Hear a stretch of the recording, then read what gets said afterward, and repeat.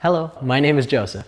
Let's take a look at the jumping rice experiment from lesson 16 of the Energy Science unit, From the Good and the Beautiful.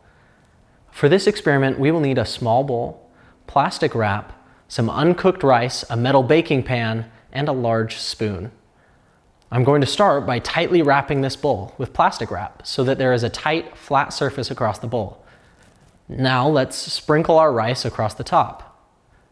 Next, I'm going to hold this metal pan near the bowl and hit it with this spoon.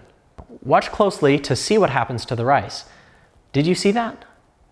What happens if we move our pan farther away? Does the rice move more or less?